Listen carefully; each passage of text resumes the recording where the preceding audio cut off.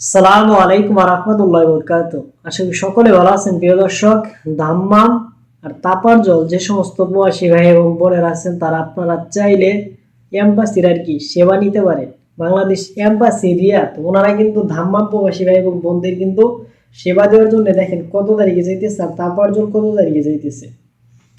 তো এই যে স্ক্রিনে যে ছবিটা দেখতেছেন দাম্মাম যে সমস্ত প্রবাসী ভাই এবং বোনেরা আছেন আপনাদের আর কি সেবা দেওয়ার জন্য বাংলাদেশ এম্বাসি রিয়াদ ওনারা কিন্তু আগামী কিন্তু 22 এবং 23 ডিসেম্বর শুক্রবার ও শনিবারে সকাল 8টা হইতে বিকাল কিন্তু 4টা পর্যন্ত কিন্তু দাম্মাম প্রবাসী ভাই এবং বোনদের আর কি সেবা দিব।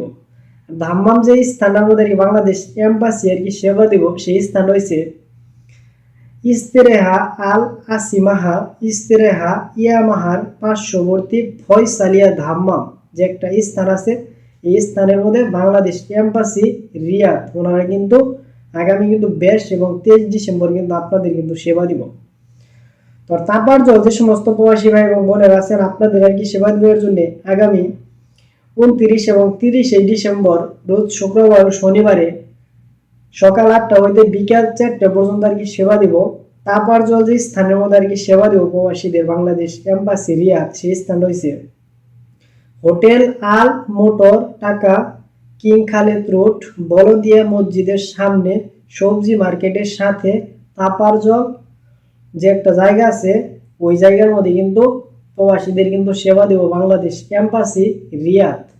আর যে সমস্ত প্রবাসীরা আছেন এই অঞ্চলের মধ্যে যদি আপনি যদি থাকেন তাপারজল ধাম্মাম দুইটা জায়গার মধ্যেই অবশ্যই আপনি এম্বাসির আর কি যে কোনো ধরনের আপনি সেবা আপনি নিতে পারেন। আর বাংলাদেশ এম্বাসিগুলো কিন্তু বেশ কয়েক জায়গার মধ্যে কিন্তু প্রত্যেক মাসের মধ্যে ওনারা কিন্তু ট্যুরিস্ট কিন্তু ঘোষণা করে।